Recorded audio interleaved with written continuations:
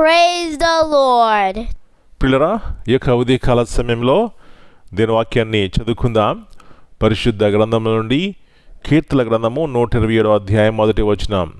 Psalms 127 and verse 1. యెహోవా ఇల్లు కట్టించని యెడల దాని కట్టువారి ప్రయాసం వ్యర్థమే. Except the Lord build the house, they labor in vain that build it. యేసు ప్రభువారి అతి శ్రేష్టమైన నామములో పిల్లరా, మీ అందరికీ శుభములు తెలియజేస్తున్నాను. ఈ యొక్క నూతన ఉదయకాల సమయాన్ని బట్టి మొట్టమొదటిగా దేవునికి కృతజ్ఞతాస్తులు చెల్లించి ఈ దినాన్ని ప్రారంభించినట్లయితే అది మనకి ఆశీర్వాదము అనే సత్యాన్ని జ్ఞాపకం చేస్తున్నాను. మంచిది. ఇక్కడ దావీదు రాసిన కీర్తనలో అంటున్నటువంటి మాట, యెహోవా ఇల్లు కట్టించిన యెడల. పిల్లరా, ఇది బాహ్య సంబంధమైనటువంటి గృహమైన ఆత్మ సంబంధమైనటువంటి గృహమైన దేవుడే కట్టాలి.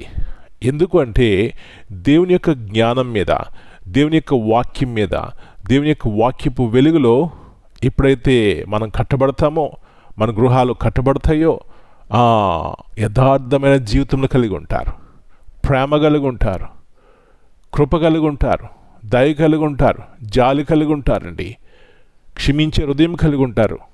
అదండి దేవునిలో మనం కట్టబడటం. ఒకవేళ బాహ్య సంబంధమైనటువంటి గృహం కట్టాలైనా అది దేవుని కృప ఉండాలి. అంతకంటే ముఖ్యంగా మన యొక్క కుటుంబాలు ఆత్మీయంగా కట్టబడాలంటే పిల్లరా, దేవుని వైపు చూసి, దేవుని మీద ఆధారపడి, అనేది విశ్వాసం ఉంచి, ఆయన యొక్క వాక్యపు వెలుగులో మనం నడిచినప్పుడే ఈ గొప్ప మేలు ఆశీర్వాదం కలిగి ఉంటాం.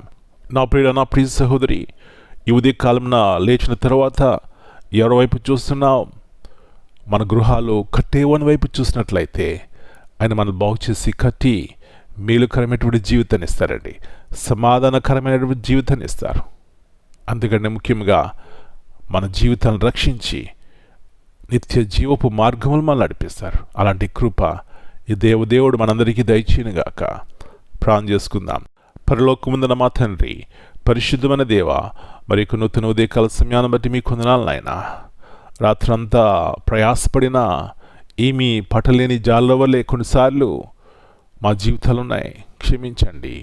గల కారణము ఎన్నోసార్లు ఇల్లు కట్టేవాని వైపు చూడక లోకం వైపు చూసి నష్టపోతున్నాం.